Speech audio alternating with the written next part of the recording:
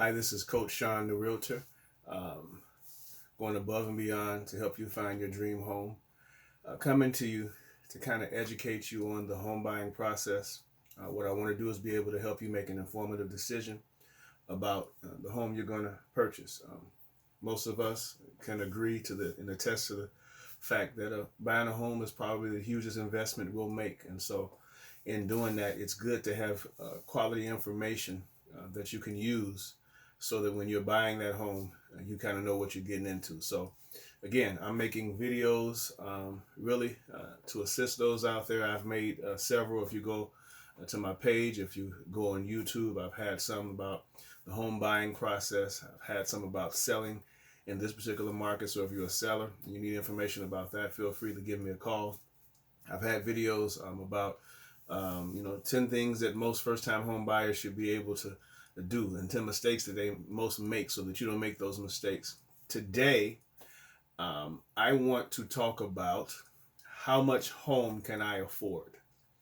How much home can I afford? And within this, you'll find out if you could possibly qualify to even get money from a lender, because there's certain parameters and certain things that should be placed in place. So again, if you're on YouTube and you're watching my video, please like and subscribe. If you're on Facebook, please like my page.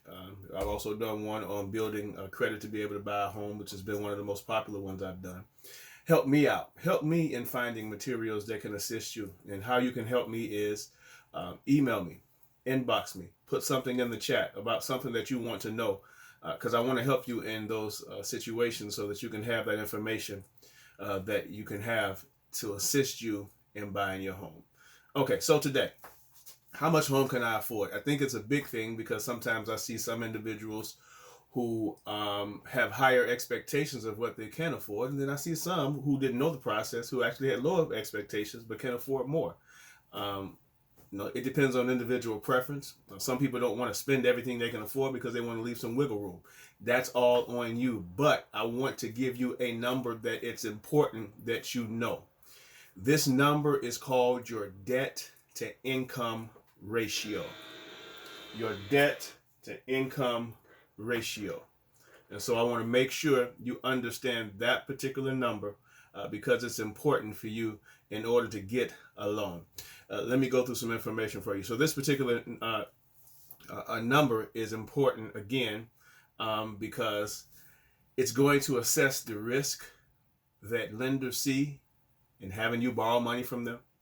It's going to show them, how you manage your debts. And if it's too much debt, if that ratio is too high, then they're going to look and say, well, maybe this is not the time for us to actually give you, we're not the ones that's going to give you money. So let me give you an illustration. I wanted to put it in writing. Hopefully everybody can see this pretty clearly. I wanted to take a person with a yearly salary of $60,000. So if you take that yearly salary, which you see right here of $60,000, what you want to do is you want to try to find the monthly income, the gross monthly income. So that's before taxes.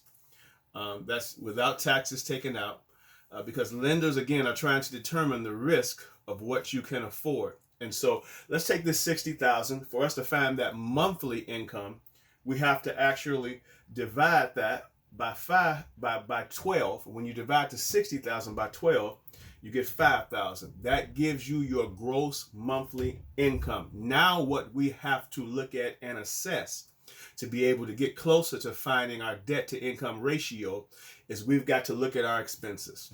So as an example here, I have typical things that we have a lot of times, and some of us don't. Our Visa, we have at $100. We took the Discover card, $75. Car note, $350. Student loan, $200. Rent, $1,000. Okay, when you add all those expenses together, those come to $1,725.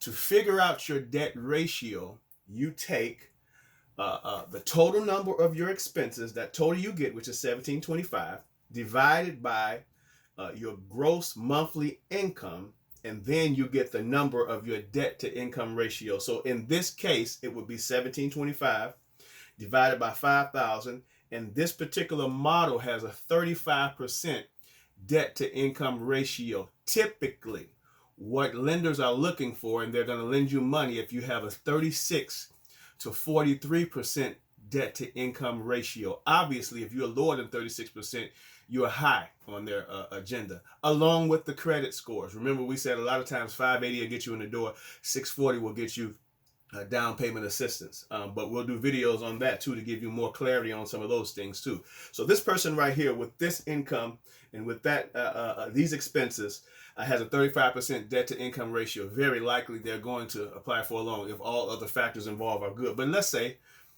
because this number right here is what they're paying for rent, maybe they want to pay more per month to buy them a home that maybe is at about $1,500. I'm just teeter-tottering in my mind. That's probably a mortgage of about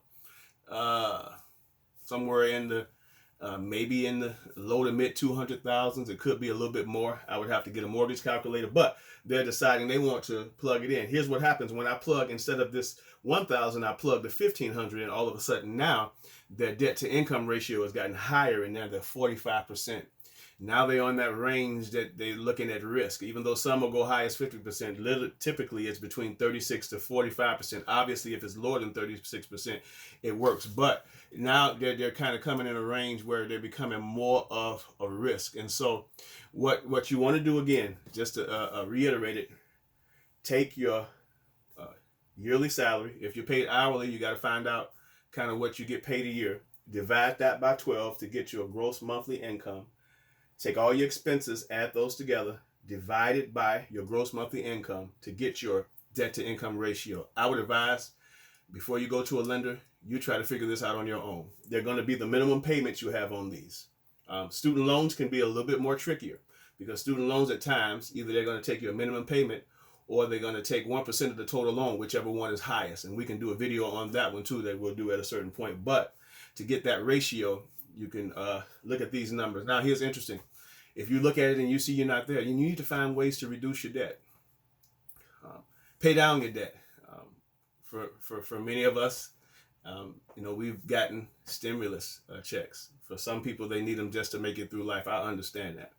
But for some of us who have a pursuit of getting a home, it might be a great idea to take some of that and pay down debt. Obviously, if you earn more money and get a side hustle, you can, obviously pay down debt. Or if you earn more money and get a side hustle, you can raise your income. And when you raise your income, you'll actually have a lower debt to income ratio. And then some of us, we got to be a little bit more distant and say no to debt. Don't allow it to have an impact on us, and encourage ourselves on a regular basis to say, I'm going to get this, my DTI, which is debt to income ratio, down lower. I'm going to include in this video below a calculator. It's going to be a link that'll give you a calculator that you can actually click on. And when you click on that, you can plug all the different numbers that it'll have for you. So it'll have a lot of these different things that are on here for you just to be able to plug in. So you don't have to manually do it if you don't want to. If you want to, that's fine. But I wanted to give that resource to you. Again, coming to you with great videos. This is Coach Sean, the Realtor, helping you to find your dream home, going above and beyond for that. And so I want to thank you for tuning in. Like and share. Again, if you know of individuals that are looking, feel free to give me a call, get a free consultation. I'm excited to help you, but also if you know of topics that you would like for me to do more videos on. I think this is a very important one, and one that goes missed, because when people go to lenders, they wonder, I got the right credit score, but I don't have the right, but they didn't know that they had to have the right DTI also. So this is information I wanted to get out to you. Again, I thank you for watching. I'm honored that you would take a few moments to look at it. And as always, God bless.